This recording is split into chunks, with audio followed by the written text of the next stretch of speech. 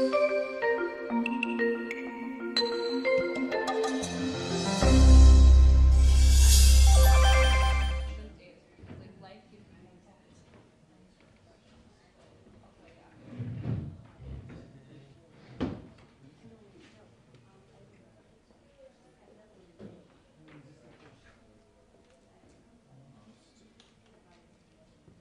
a few more seconds, and we can start. Evening entertainment. There's cookies back there. If you want advice about which cookies to closer, if you want advice about which cookies to try out. Cat can advice. So step right up. Have some tea. We're very glad that you're here for this is the third Spring Puppet Forum at the Ballard Institute and Museum of Puppetry. My name is John Bell. I'm the director of the Ballard Institute and Museum of Puppetry. We're very excited that Michelle Owing is here today. I wanted to mention a few things at first, including the location of the exit doors. There's the way you came in through the deconstructed galleries of our museum. There's the door out that way by the exit sign. Don't trip over the camera. And that's also the way to the bathrooms out that way. And the back hallway gallery. There's also, of course, this huge exit out into the bookstore. This is the third of our four-part Spring Puppet Forum series. And the next forum on Wednesday, May 1st, will be Matthew Cohen, also working at Yale, as we discussed, also working with puppets. He's going to talk about collective and individual agency in Wayang Kulit, Javanese shadow theater. So that's going to be super awesome. We also wanted to let you know about our puppet performance series. The next installment of that is Goldilocks and the Three Bears, so medieval puppets, no, maybe not medieval, by the Stevens Puppets from Indiana. That will be Saturday, April 27th, 2 shows, 11 and 2. These flyers are available out front at the front desk. Please feel free to take one. Also, there's a special performance that's going to take place here on May 3rd, which is Friday. Is it Friday, Kat? Friday, May 3rd at 7 p.m. A new film with puppet animation. It's puppet film and actors entitled Something, directed and conceived by Kat Folker, who's sitting right over here, who's been our Waring Fellow at the Ballard Institute for many years now. That will premiere here at the Ballard Institute Friday, May 3rd at 7 p.m. So please come back for that. And as you notice, if you came in through the museum, we are in the middle of getting ready for the next exhibition, which is It's Always Pandemonium, the puppets of Bart Rocco Burton. Bart is the director of UConn's famed Puppet Arts program, and this is, in a way, an overview of some of his work over the past couple of decades. And that's curated by Matt Sorensen, who's standing in the back in his leisure wear. Drinking a coffee. Maybe it's not leisure wear, but he's been working very hard on this exhibit. So please come and see that. There's an opening for this exhibit on Saturday, April 27th at noon, which is also the same day that the Stevens Puppets are performing. There'll be a reception and food and tours, guided tours of some of Bart's work. So please come in and see this exhibition. We have a sign-up sheet, and we ask you to sign up on that, maybe if you haven't already, or even if you have, and I'll pass that around. My friend here, that's the sign-up sheet. So we can tell the university that people actually come to these events, which is, in fact, is the case. Our the presentation this evening is being live streamed by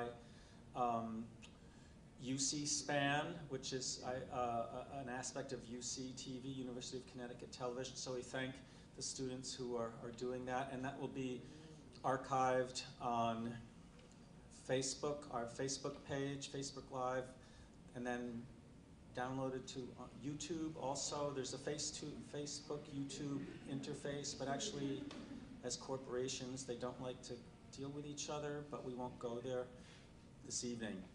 So, I had the pleasure of speaking with Michelle earlier and kind of geeking out about medieval puppetry. When I went to graduate school, and studied theater history, like the medieval period, like 600 years after the fall of the Roman Empire and the Greek drama and the Roman drama, it was sort of presented oftentimes as this wasteland for 6 centuries, and where people were like, waiting around for Shakespeare to come in the 1500s.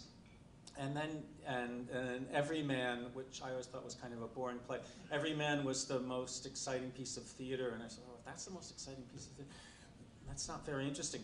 But in fact, when you looked at it, well, there's all sorts of stuff happening in medieval culture, visual culture, and with puppets and masks and giant figures and performing objects and really extraordinary work that kind of continues to this day in different cultures and different places. So I was very happy to hear of Michelle Owing's work.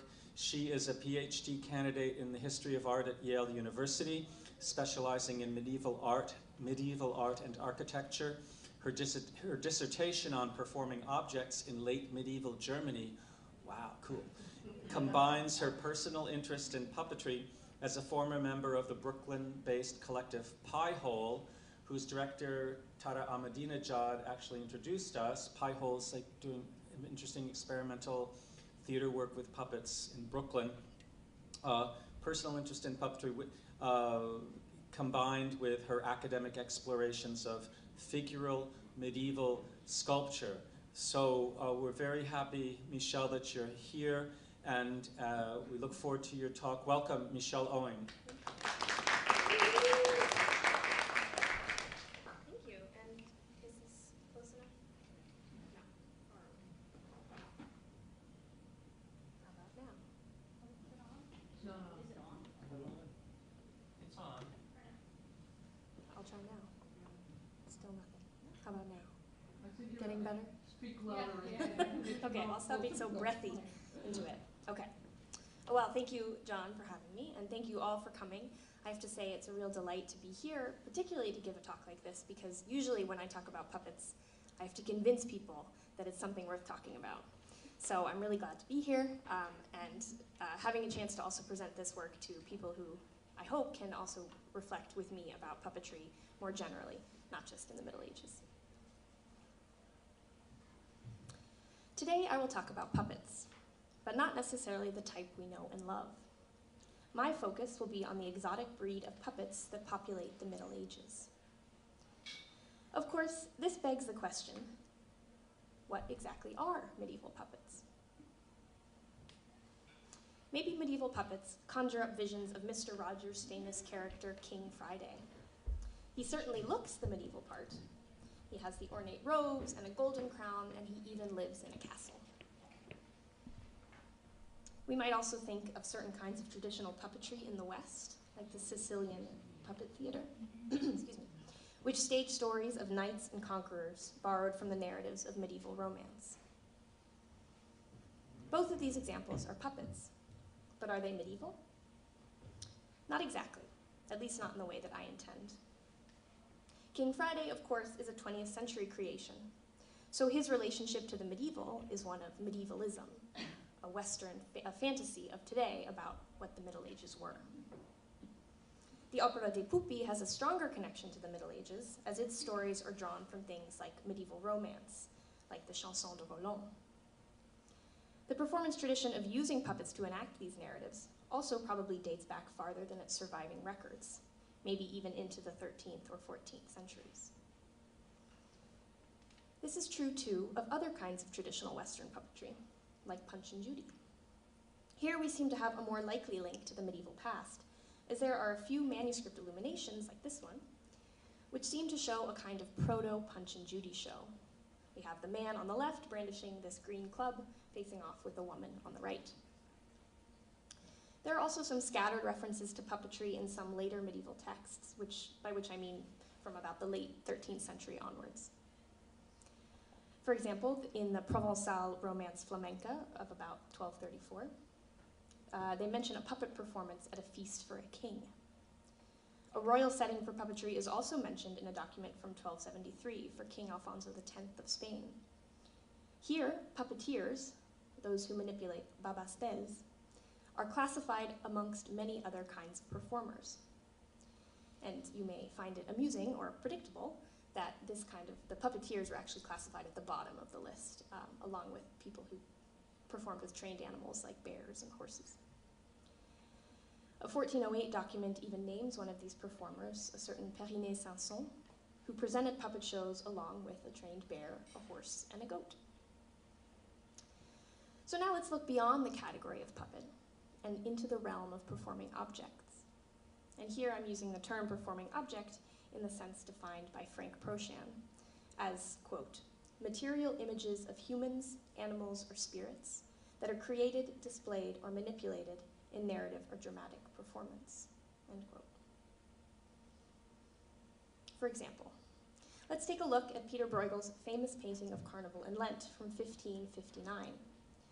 It's a bit later than the material that I'm talking about, but it really functions as kind of an encyclopedia of different kinds of medieval object performances. For example, the sort of central element is this prop comedy, as I like to think of it, where we have these costumed figures using food weapons, essentially. So we have the roast meat for Carnival and the paddle with the tiny little roast fish for Lent. And just below that scene, we have a very clear evidence of mask performance. And then there are also some traces of what we might consider today as more sacred object performance. For example, on the right there inside the entrance to the church, we have this crucifix that seems to be laid down on a kind of pillow. So there's an engagement there also with the crucifix as a performing object.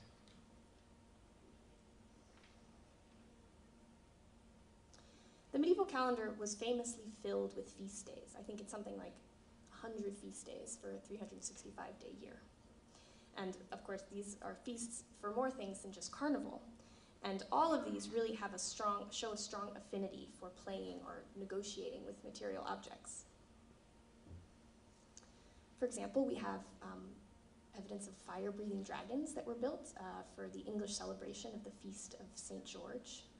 And this particular example is an engraving after Bruegel, so this would also be a Flemish example of that. And we also have the tradition of performances with humanoid objects that today we usually call giants, which are attested in Northern Europe since at least the late 15th century. And the images here are from a recent trip that I took to Girona in Spain during the Feast of St. Narcissus. And here we have these oversized masks, or the caps grosso, the big heads, as well as the more traditional giants, these royal giant figures. And it was great to be in this city and to see them actually moving through the street, and you see the interaction between people and these things that is kind of a mixture of joy and a little bit of confusion. And in fact, the more that I've looked into medieval festivals, the clearer it becomes that object performance was the primary language of popular culture. But now I want to narrow my focus again, back to the question of medieval puppets. To be sure, the late medieval period had an investment in object performance. What I want to discuss today, however, is what these performances did. How did puppetry function in the Middle Ages?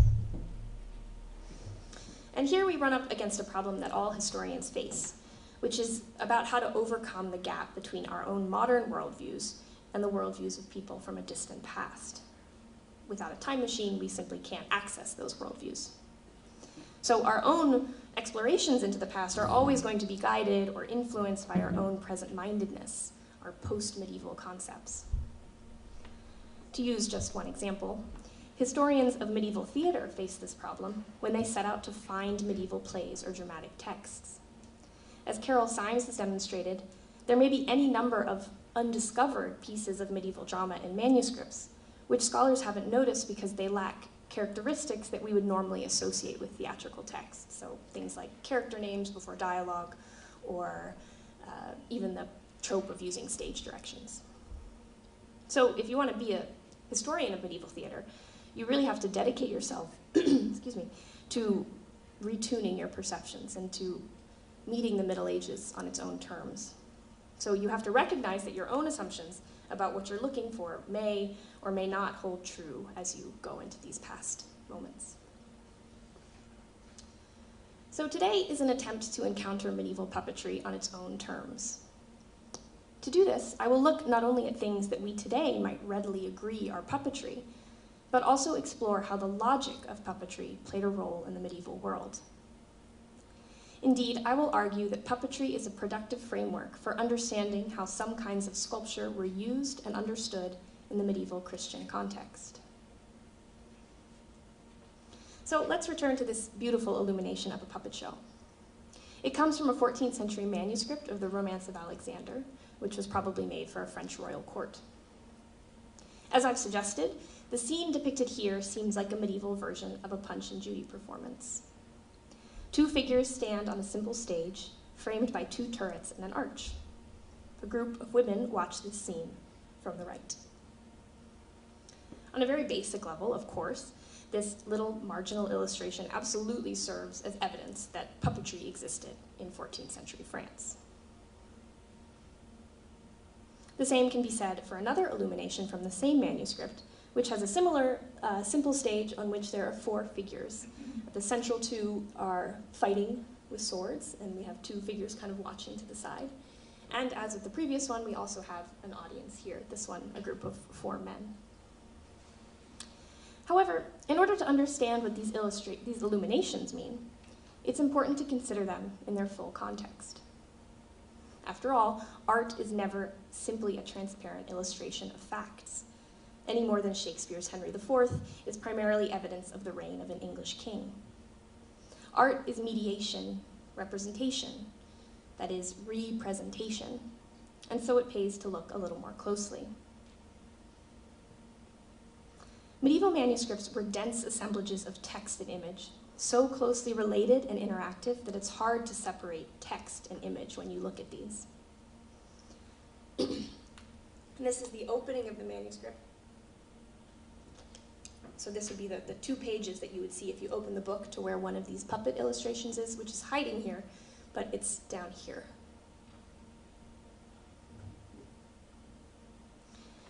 And as you can probably tell by the fact that I had to gesture to it, it's hardly the most striking thing on this page. But let's start by looking at the other bas de page, or bottom of the page, illuminations accompanying the puppet show. To the left of the puppet show, we have a scene of a dog pursuing a stag. And then on the other side, on the facing page, we have an illumination of a naked man holding some kind of beast with a human head on a leash, and that beast seems to be very interested in the rabbit to the far left. And then on the other side, we have another duo of naked men. One of them is riding a horse, and one of them is riding a stag, and they seem to be about to run into each other. Perhaps a kind of pretend joust. And what we can also see here is that adding to this, there's even in these little letters, there's even little faces hiding there, peeking out. And of course, this isn't even to talk about the large illustrations on this page, which are these 2 square images that are embedded in the columns of the text, which have more to do, are more closely related to the text that's on the page, which is about Alexander's travels in India. So these little images of puppetry are telling us about a lot more than the simple existence of puppetry in 14th century France. They are also telling us about puppetry's place in the world, both as a genre of entertainment and as a tool to think with. This manuscript, MS Bodley 264, has been called a court in parchment, primarily because of its many marginal illuminations that deal with courtly practices or entertainment. For example, the dueling knight puppets share the page with a dancing bear. And other bas de page images show a large group of musicians, the courtly games of jousting, and this lovely illustration of mumming, kind of masked performance. In a way, then, these marginal illuminations, including the puppet shows, are creating a visual frame for the Alexander romance that emphasizes a courtly setting. This, in turn, reflects the probable context in which such a romance would have been read. The medieval practice of reading was most often a public, performative act, and only very rarely a silent, private activity.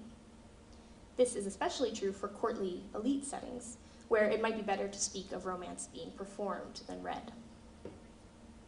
The proliferation of entertainments in the margins, from puppet shows to jousts, then, would also have acted as a conscious reference to the rich setting in which this luxurious manuscript would have been presented, read, and used. And now we start to see how puppetry was used to think with. Prominently displayed in the marginal illuminations of the puppet shows are their audiences, in one case made up entirely of men, in the other exclusively women. These gendered audiences are no accident.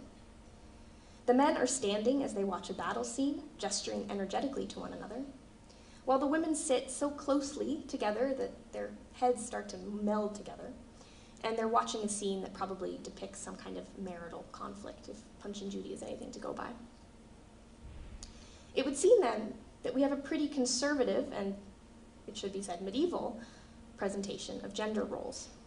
The men watch the knights, and the women watch a domestic scene, one in which probably the woman will get a sound beating, as the oversized green club suggests.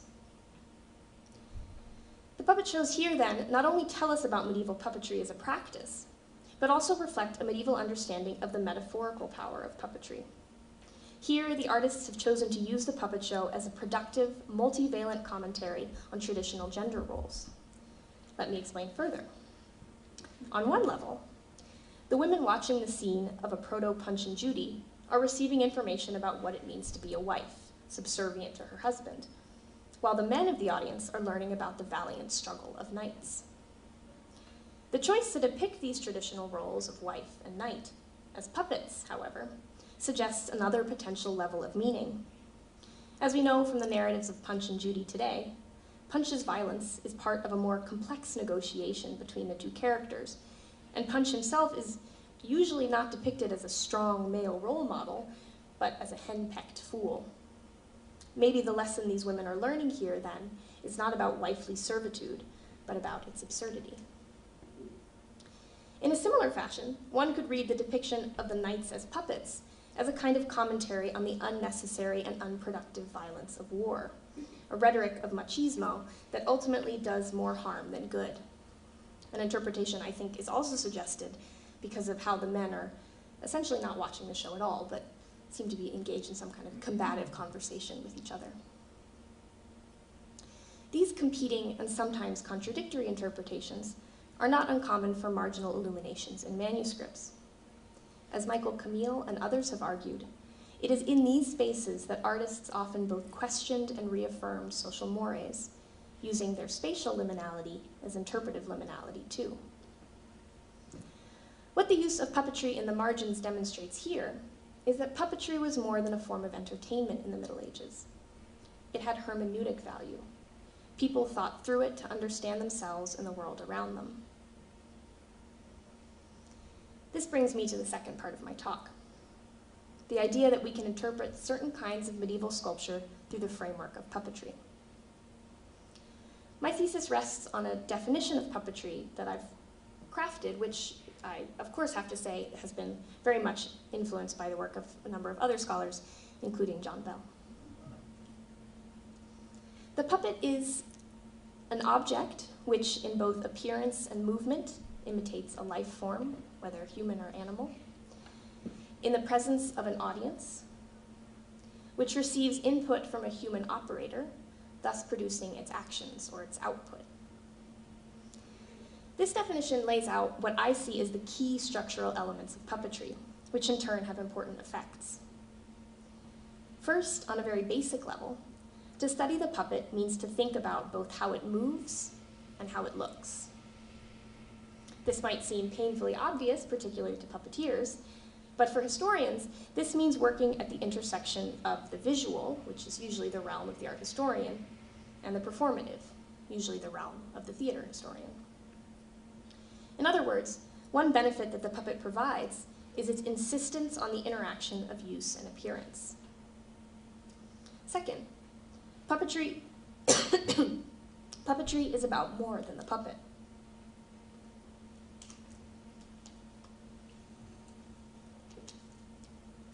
That is to say, when we talk about puppetry, we are talking about three distinct groups: the puppet, the puppeteer, and the audience. So in that sense, puppetry is a system of communication, with the puppet acting as a mediator between puppeteer and audience. And I see understanding puppetry as a system of communication as important for two reasons. First, it emphasizes the performative dimension of puppetry. A message is being transmitted from one party and received by another. Second, this system maintains the distinction between puppet and puppeteer. The puppet is an object, in contrast to its human operator. Finally, as an object, the puppet also introduces new elements to the performance. The puppet is an object which is decidedly not alive in the way that the actor or the audience is, and yet it is made to perform in recognizably lifelike ways. This may or may not mean that the puppet is anthropomorphic. It only means that the movements and actions which it displays are those which we as humans typically associate with animacy. So the puppet combines the inanimate, its object status, with the animate, its attributed motion. This combination results in what Steve Tillis has called double vision, in that the audience sees the puppet at one and the same time as both perceived object and imagined life. The puppet's double vision is what sets it apart from other kinds of performance, and even other kinds of object performance. Tillis goes on to say that the double vision of the puppet demands that the audience consider, quote, what it means to be an object and what it means to have life, end quote. In other words, the puppet poses an ontological challenge. It pushes the viewer to consider what makes her human, what makes her like or unlike the object she sees performing life on stage. The medieval use of moving and movable sculptures makes use of this ontological uncertainty, the blurring of boundaries at which puppetry excels, between the animate and the inanimate, and the artificial and the natural. Within the Christian medieval context, as we will see, considering this uncertainty had the powerful aim of asking the Christian to think, too, about the world around her, her place in it, and the God that was responsible for it all.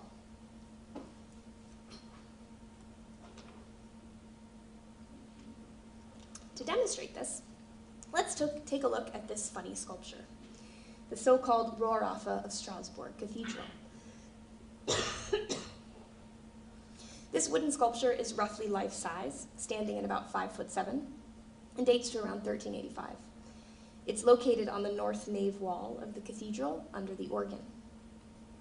Its name, Rohraffe, has a disputed etymological origin, but it seems to be a conflation of the German words for roaring, Röhren, and ape, Affe, an evocative name that reflects its function, as we will see. As you can see here, the Rohraffe is one of a group of three figures. To the left, there's a trumpeter, and at the base of the organ's pediment is the figure of Samson fighting the lion.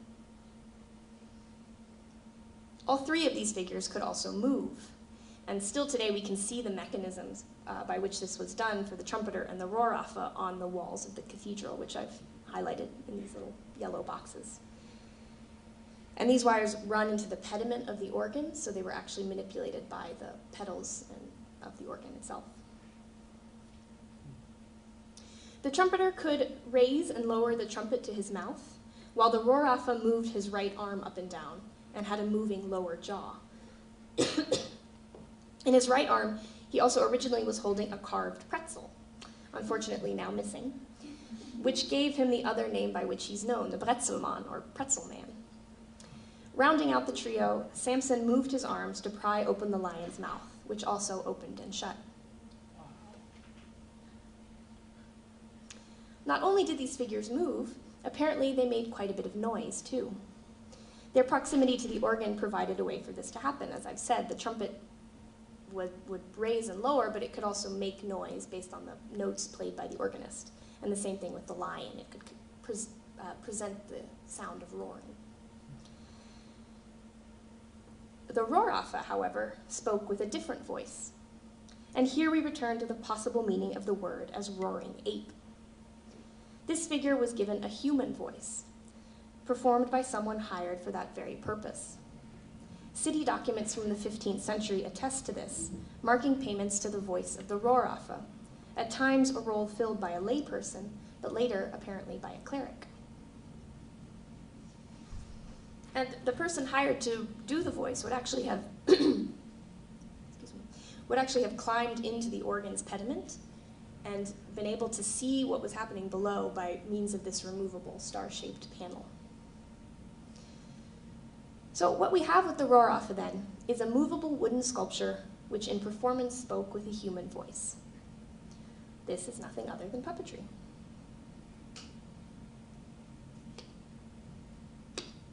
So what did this puppet say and do? Funnily enough, the only extant records of this were written by his enemies. So let's turn to those now. Johann Geiler von Kaisersberg had occupied the position of municipal preacher in Strasbourg since 1486. And during this time, he made it his business to try and reform what he saw as the extreme moral turpitude of the city. Sometime before 1490, he had his friend Peter Schott send a letter to a papal affiliate outlining all the moral failings of the city. The cathedral was an especially sore point. In his letter, Schott describes a wide range of offenses and also mentions a crude image, or rusticanam imaginem, below the organ, which is the Rohraffe. And apparently, this figure cried out with profane and inappropriate comments, distracting the crowds who were assembling to celebrate the Feast of Pentecost.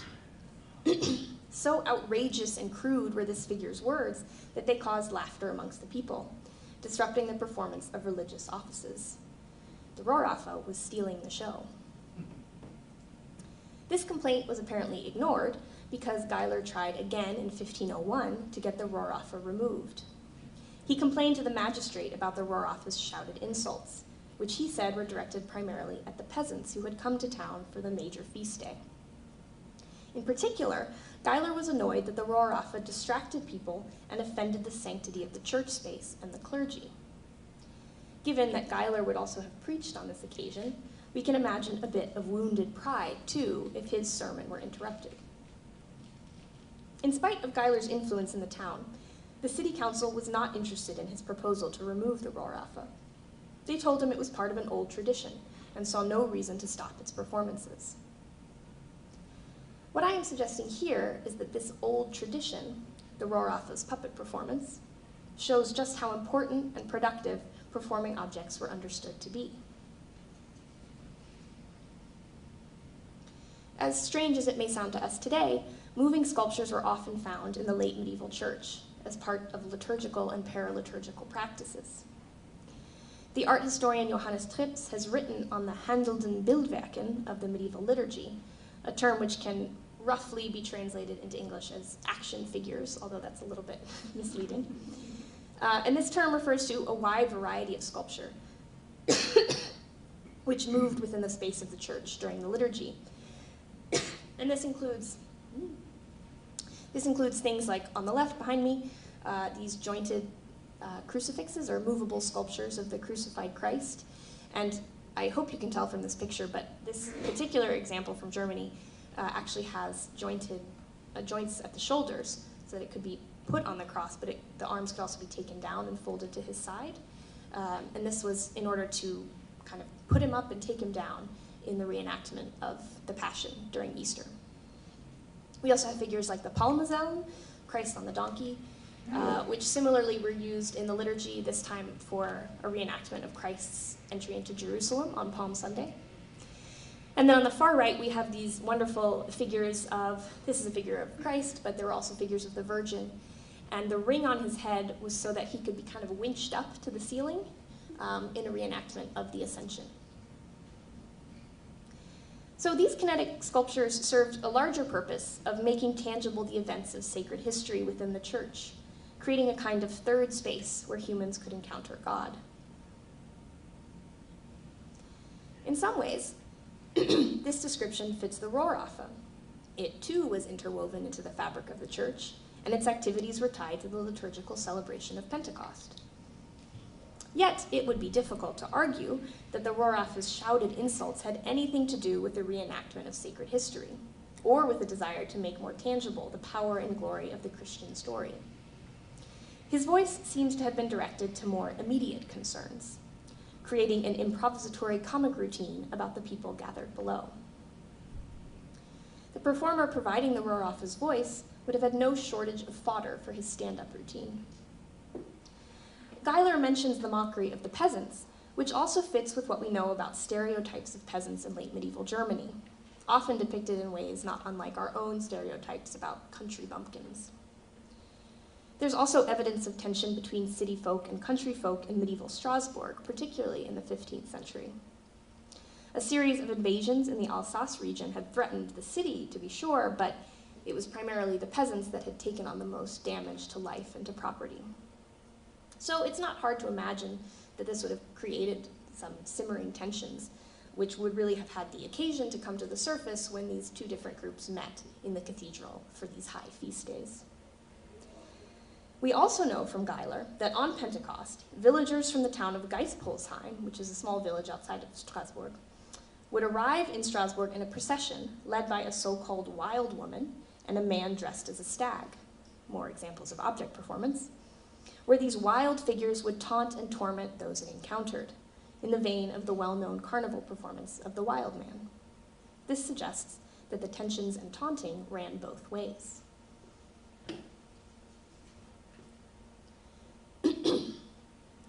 However, would the Rohrafe really have only mocked the peasants? The appearance of this puppet suggests otherwise. In contrast to the upright elegance of the trumpeter and the dramatic struggle of Samson, the Rohrafe is a decidedly funny figure. Though he's actually slightly taller than the trumpeter, he seems somehow squatter, probably because of the way that his belt is tied so that it seems to emphasize a kind of paunchy belly. He also has very wide open eyes and real hair, this in contrast, of course, to the Samson and the trumpeter, who have these very neat, carved, curly locks. And this real hair is also very wild and long, straggly beard, and the mustache extending well beyond the frame of the face. And here's my preliminary Photoshop work, because we also should remember that he was holding a pretzel in his right hand, moving up and down as he spoke. Oh, thank you.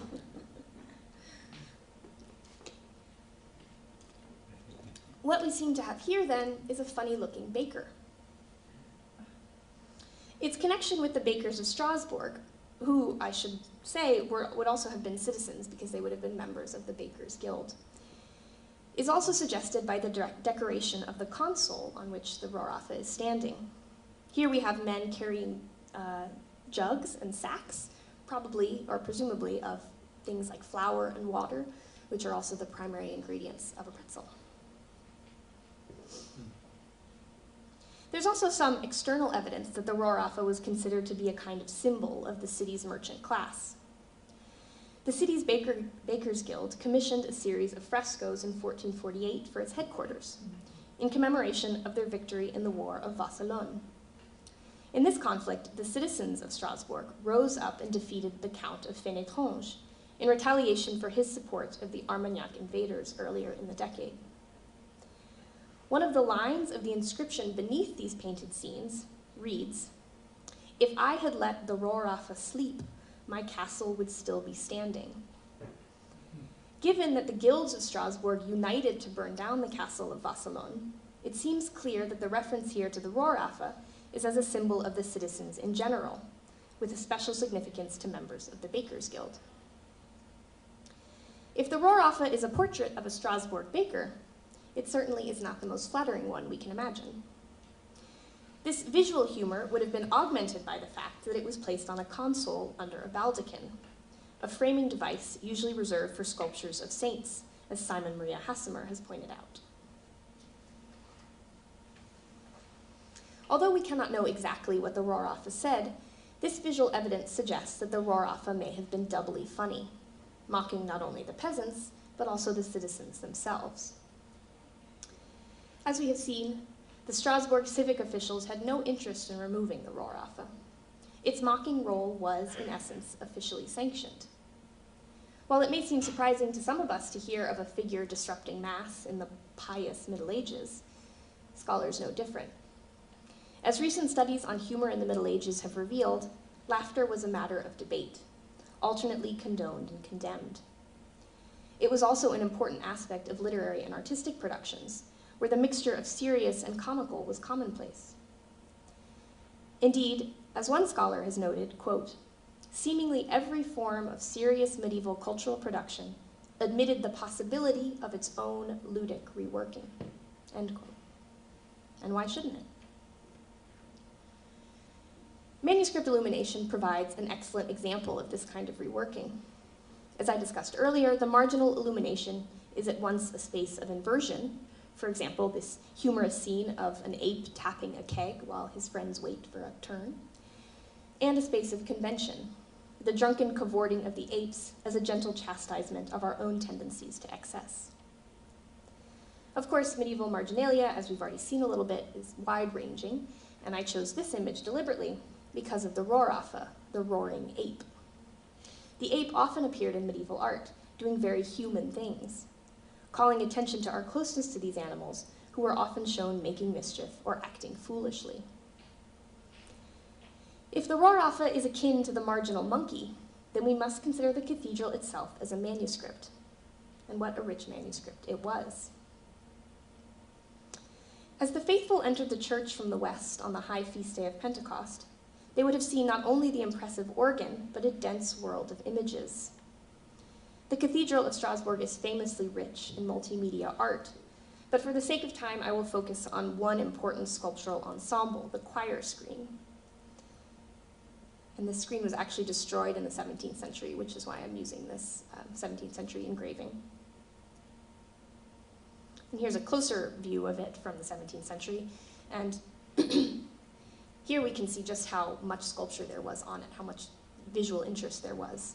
And even though what the choir screen essentially did was separate the nave from the choir, so separating the space for normal people from the space for the clergy, this very elaborate visual decoration would have made it a point of extreme visual interest for everyone in the church. And as we can see here, we have not only relief sculptures in the gables of these arches, which depicted Christ as well as the works of mercy, but we also have standing figures of the Virgin and the apostles. And as we can see, these saints are actually shown standing on consoles beneath baldachins, which again is the same way that the Rohraffe is framed. So, like the marginal illuminations of the apes and the puppet shows from the Bodley Alexander manuscript, the marginal Rohraffe here visually echoes what's happening in the main part of the cathedral. Like the drunken apes of the manuscript, the Rohraffe refers to the rest of the cathedral with a certain tongue-in-cheek quality. And what is the result of this reference? I think it's very much like Camille's complex understanding of the marginal figures, which, through humor, point the reader back to consideration of the larger text and one's relationship to it. In this case, that larger text is, in fact, the celebration of Mass on Pentecost.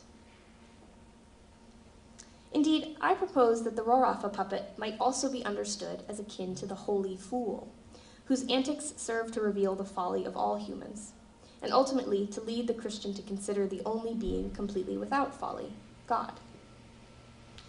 Like the fool and the trickster, after all, the puppet is a liminal, ambivalent thing.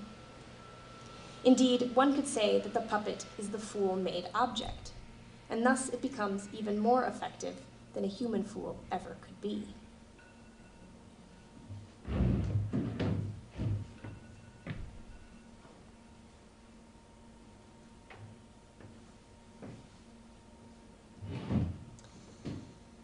puppet's license to mock comes precisely from its identity as not human. And indeed, humor plays an important role in many traditional forms of puppetry. While humor remains notoriously difficult to define, it always involves a certain level of incongruity, a departure from the expected that surprises and ultimately delights. By its very nature, then, one could argue that the puppet is a humorous thing, the object that acts as if human, the inanimate thing which unexpectedly moves or speaks. Humor aside, the puppet is fundamentally liminal. It is not alive, but not alive. It carries out the displacement that occurs in all theater, but also carries this displacement in its own thingness. Here we can return to an image we've already seen, the proto-Punch and Judy of the Romance of Alexander manuscript. As I discussed, we seem to have here a scene of marital strife, of the male figure about to beat the female figure, presumably for comic effect. Part of the audience's appreciation of this scene comes from its artificiality. After all, puppets can destroy or be destroyed without causing real harm, and they can be crafted to reveal hidden or unusual body parts. This means that when a puppet performs an obscene gesture or unleashes a bawdy song, one can only take limited offense. It is, after all, only a thing. Indeed, one of the most powerful things about the puppet is its resistance to destruction. If one takes offense from a puppet and sets out to destroy it, this only reveals the foolishness of the destroyer. My point here is best illustrated by an episode from Cervantes' Don Quixote, published in 1615, in which Don Quixote and Sancho Panza watch a puppet show staged at an inn by Maese Pedro. In the middle of the performance, Don Quixote dramatically intervenes to save the heroine in distress, declaring, "I shall not consent in my lifetime and in my presence to any such offense against an enamored knight so famous and bold as Don Gaiferos. Halt, you low-born rabble. Do not follow and do not pursue him unless you wish to do battle with me." With this, Don Quixote attacks the puppet stage until the entire ensemble is destroyed, failing to hear or heed Maese Pedro's reminder that, quote, "the ones you are overthrowing and killing are not real Moors, but only pasteboard figures," end quote.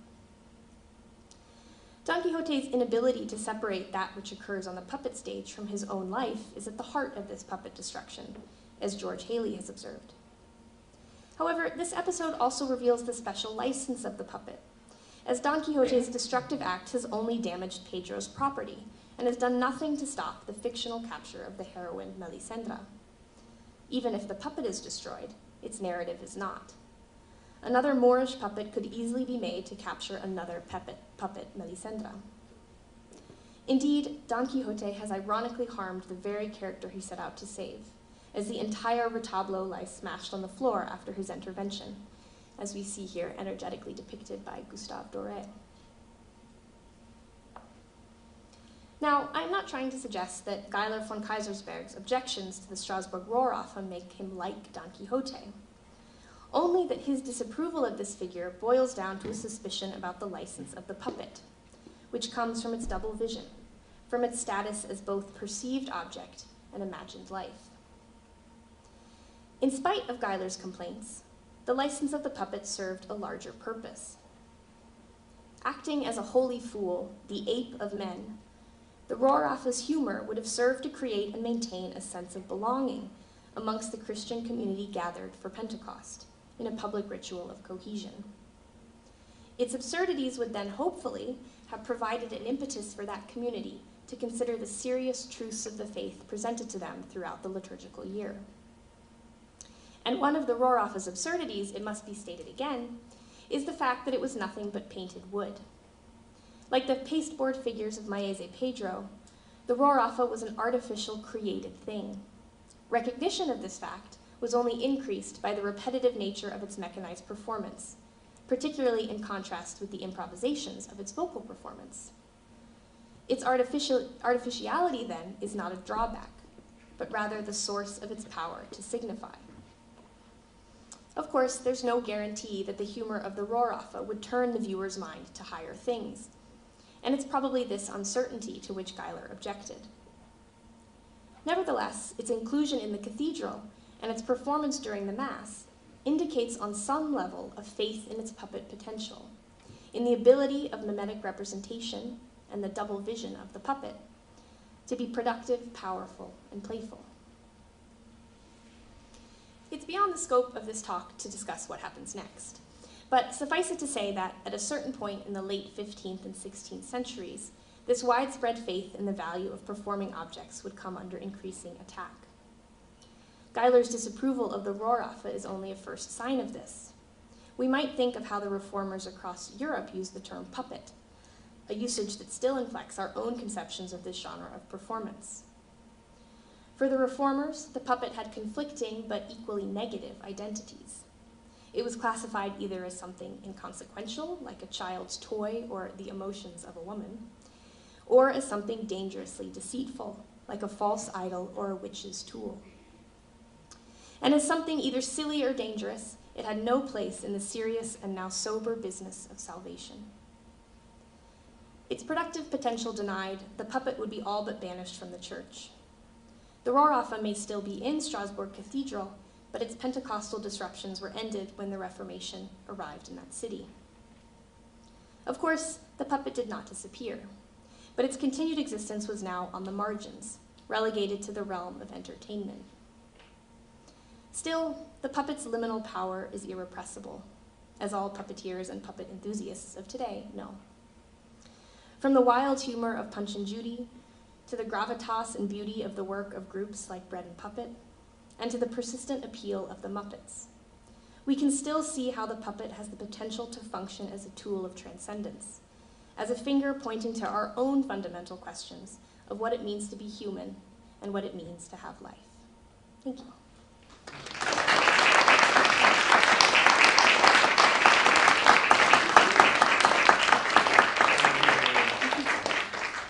Partial standing ovation.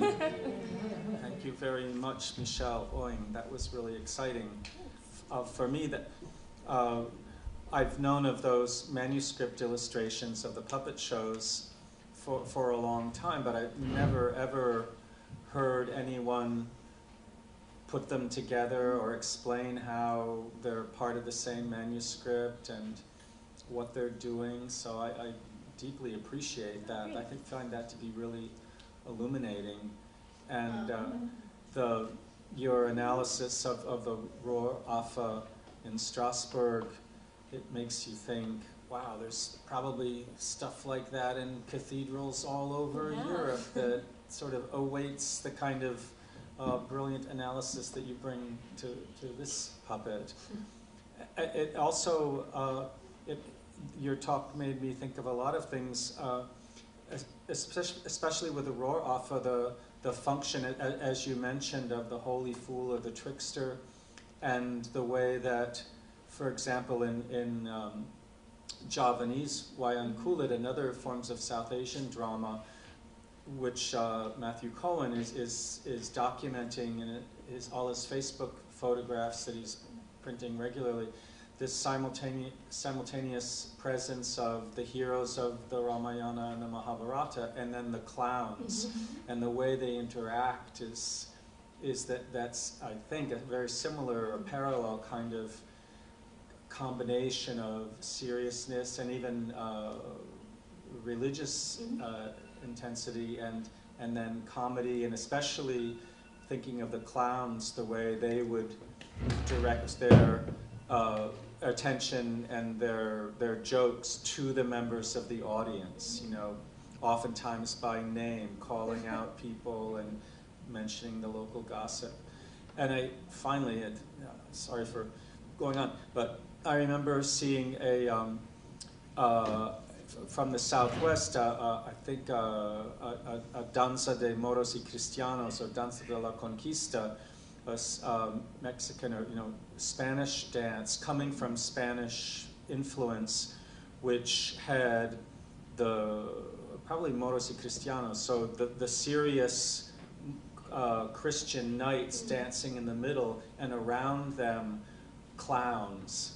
And so this simultaneous presence of the very serious, or maybe it was, I think Mary was in there, the very serious content, and then on the edges, the comedy Yeah. was very unusual. But what you just explained seemed to me related to that. So I found your talk to be incredibly interesting, and I think what we would love to do is to open the conversation to y'all in the audience, and also I don't know if there are people on the interwebs who are, oh, there are? Yeah.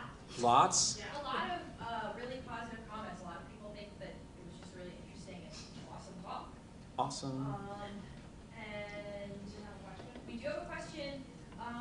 Michelle, is your paper available to read anywhere? Not yet. Not yet. Publication's pending, I hope. Very exciting. Where is that question from? From Singapore or China? Rosalind. Okay. Okay. Thank you, Rosa. Okay. Other questions from the audience at the moment? Yes, ma'am. Well, a question and a comment. I found your presentation very interesting. And one of the themes that is interesting to me is the theme of disability. That runs through it when you're talking about marginality, when you're talking about a Christ figure, when you're talking about a holy fool, you're talking about concepts of disability. And I'm wondering if you found figures that had overt characteristics of disability, and if so, how that disability worked itself into the intentions of the makers, of the believers, of the hierarchy.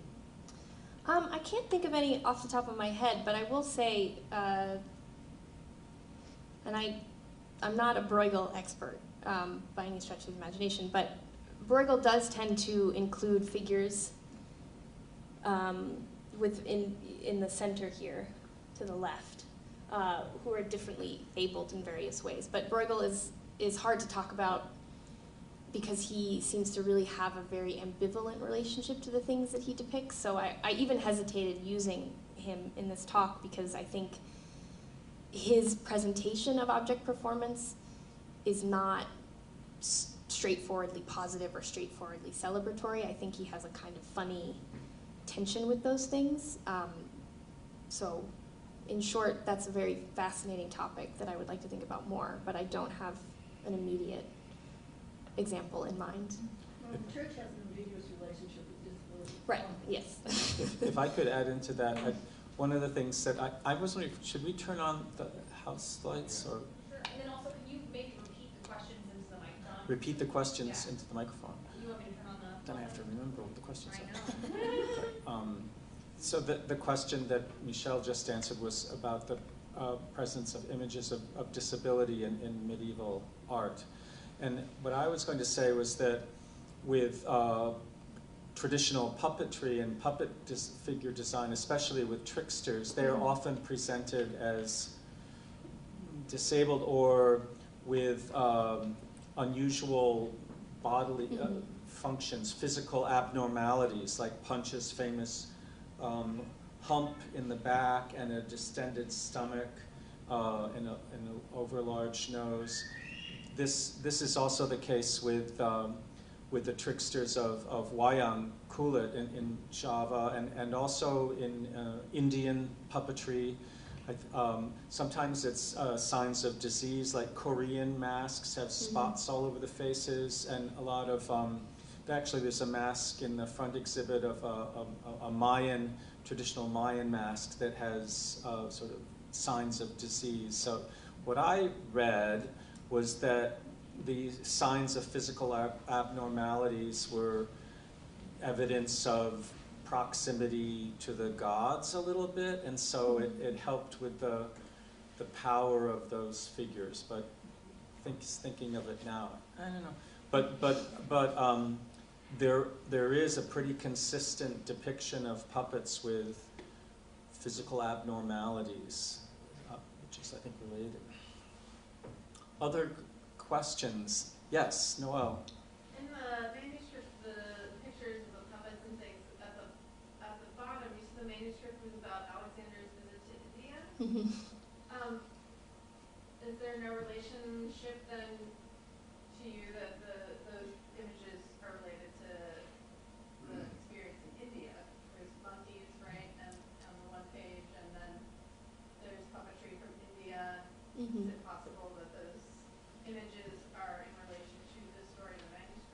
So the question is in regard to the subject matter of the manuscript that Michelle referred to, which is Alexander's trip to India, and Noelle's asking if there's a relationship between that content of the manuscript, the trip to India, and the illustrations on the bottom, on the margins that Michelle was discussing. Well, I will say that I hadn't thought about that, first of all, and I think that that's a possibility. But I do think that, particularly in this version of the Alexander story, the trip to India is not necessarily cited in a real India, if that makes sense. It's kind of an imagined India based on different accounts from Alexander, but also from other medieval sources about what India was like. So I would be hesitant to say that the puppetry primarily referred to maybe puppetry practices in India. Also, again, because I think looking at the whole manuscript, which of course we can't do right now, these marginal figures do seem to share an engagement with the kinds of things that you might see at court in France in the 14th century. And also the other illustration of the puppetry with the knights is in a different part of the manuscript that isn't about his voyage to India. But I do appreciate that comment because I think, because I'm always trying to find ways that the marginalia are doing more than just providing visual interest, because I think there's a lot of ways that they interact.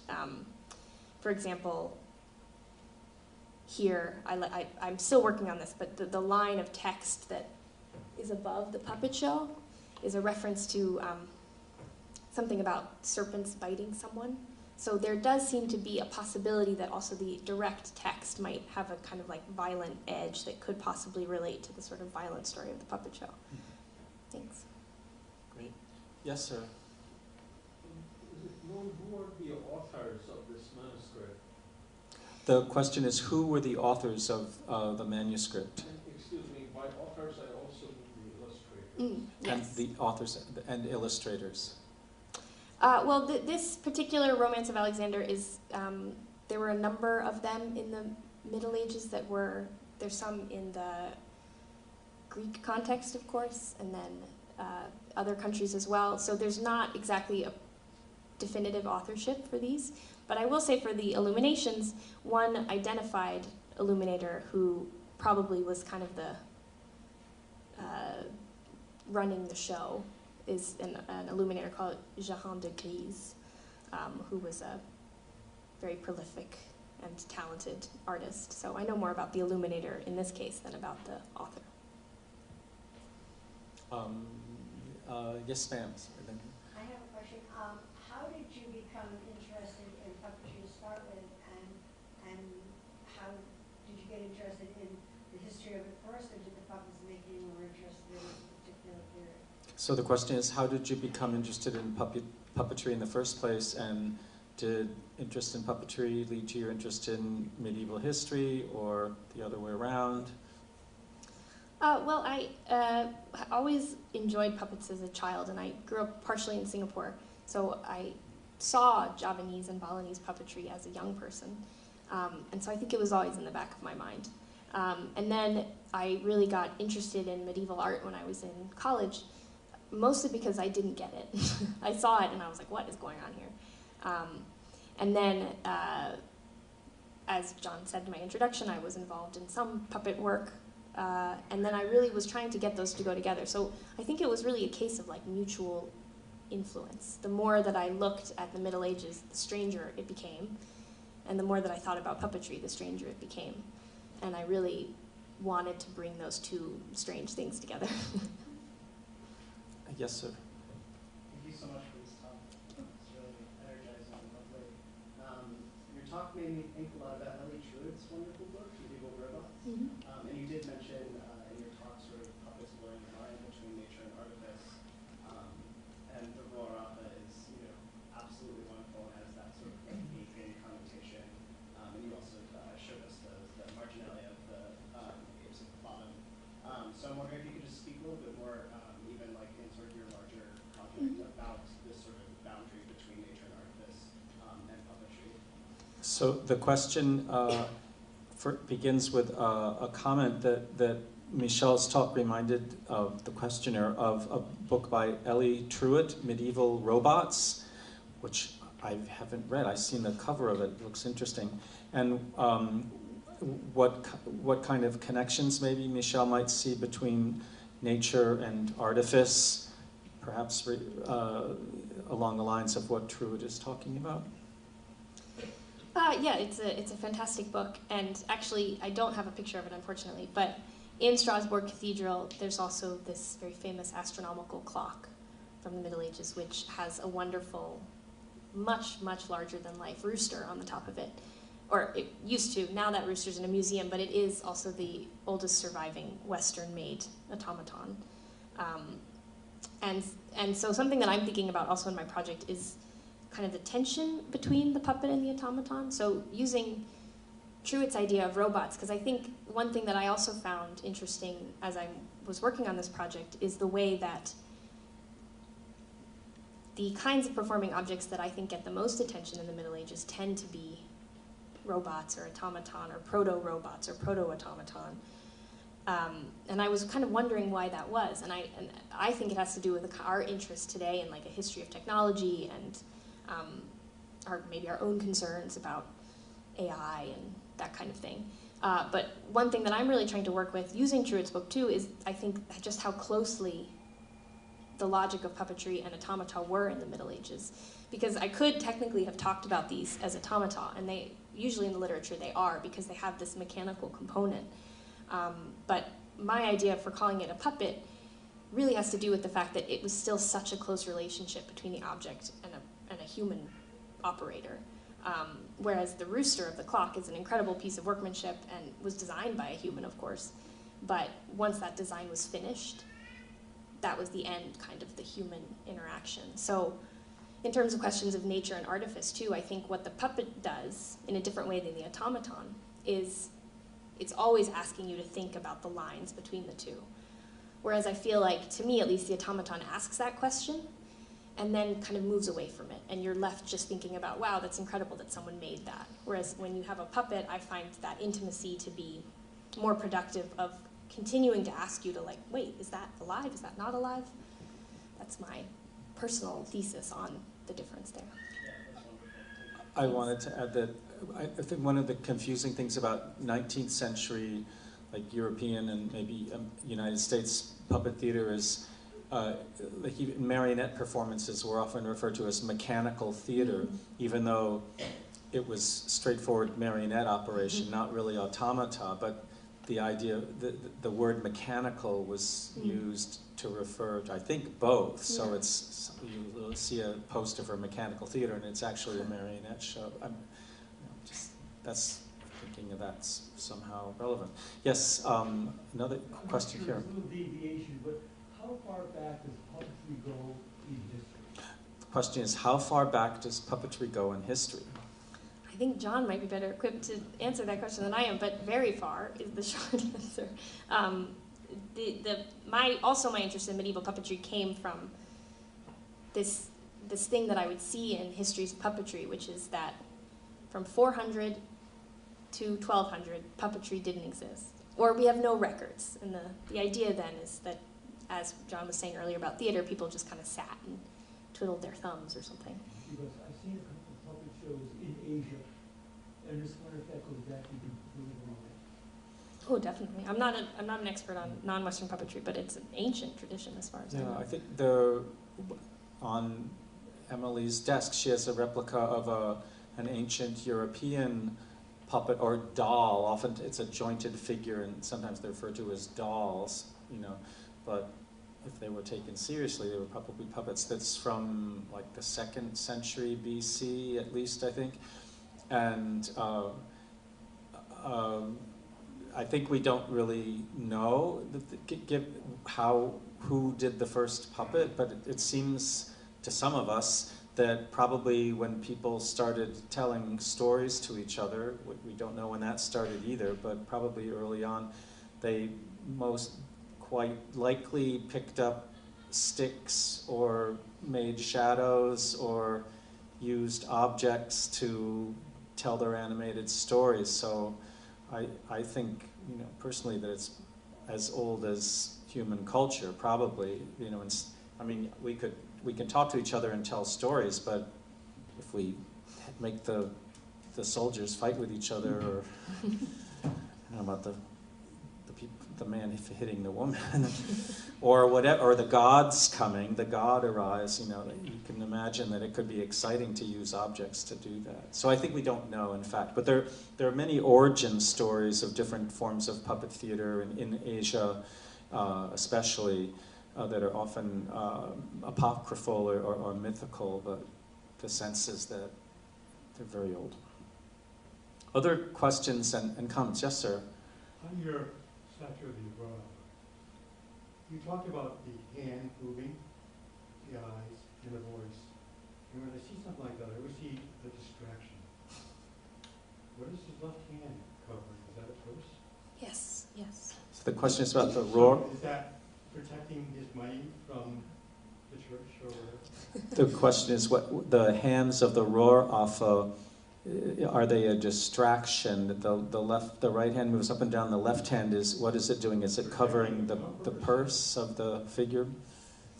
Yeah, so the left arm actually can't move, but I do think that you're probably onto something there because, again, if it's supposed to be kind of a comical merchant, I think we can think of, you know, the merchant in the square, because there's also records of before feast days, they would actually hold markets in the square, and people would be, you know, all these new people are coming into town, so it's a good opportunity to sell things. So yeah, so I think that's a very good point, that the purse also would kind of be a signal of this, maybe the kind of avarice of a merchant, or some kind of pointed statement about mercantile greed, capitalist critique, I don't know. Distractions. Yes, yes.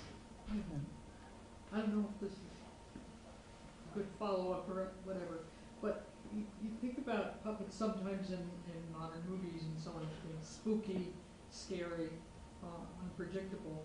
And I just wondered if, and I think in colonial history there was something called a puppet, and it was supposed to represent witchcraft. Mm-hmm. Does that have a connection with voodoo dolls and things like that, to your knowledge? The question is about contemporary puppets are sometimes spooky, scary, or unpredictable. And then in American colonial history, there's the term poppet, which is sometimes used, especially in Arthur Miller's play The Crucible, is that connected to voodoo, dolls, etc. I forget how that question ended, but I'm Something sure. like that. Well, I mentioned very briefly at the end that something that happens in sort of the language of the reformers in Europe is they will use the word puppet. Well, you know, it's a difficult word to translate because it could mean doll, it could mean little girl, there's lots of things. But to talk, that was also something they would speak about for witches, for a tool that a witch would use, which I think at least has a analogous relationship with voodoo dolls. But I think that gets at this bigger question that I find so interesting about puppetry, which is, I think for people who believe in puppetry as like a productive form of either art or practice, the essence there is that using a material object can also help you understand yourself and sort of who you are and maybe what the world is like around you. But the other side of that would be playing with stuff is not a good way to spend your time. So I think that I don't know about the direct connection between kind of like a colonial puppet and a voodoo doll would be, but I think that it's a similar logic of, is it that you think that that's a useful thing to do, or if you think that's something that's not useful and potentially dangerous and a waste of time? Because there's always that tension there. You know, like puppets seem to be one of these things that are able to be both silly and terrifying at the same time.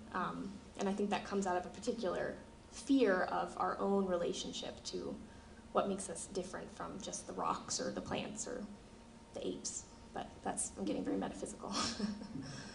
Like it seems to me like with a puppet or with witchcraft, that's placing attention to the power of the object in a way that, like, rationality doesn't want to recognize. And then it seems to me like, I think with like Arthur Miller's play The Crucible, it's a servant who I think she's an African American servant who has the puppet. And if you're talking about voodoo, then we're talking about African spiritual culture in the Americas, which is a whole other complicated situation in terms, which is related to puppetry a lot, and performing objects. Just chiming in there. Other comments and questions? From the interwebs? From the interwebs, you just have comments. Michelle, you have a comment from Washington State that this was an epic talk. Thank you. And also another comment that people are just learning a lot and really appreciating what a wonderful talk this was. Great. And this talk, it will be available online through our Facebook page if people want to go back and think about it more. Are there other questions, comments, thoughts, inspirations? If not, that's pretty good. It would be lovely for me, and maybe some of it, to hear more of your work. I look forward to seeing this in print and thinking, oh wow, I could use this in a class. That would be super awesome. And I hope this is only part of your developing work, which I hope we all can read and be inspired by. And I want to thank you very much for coming, Michelle Owen.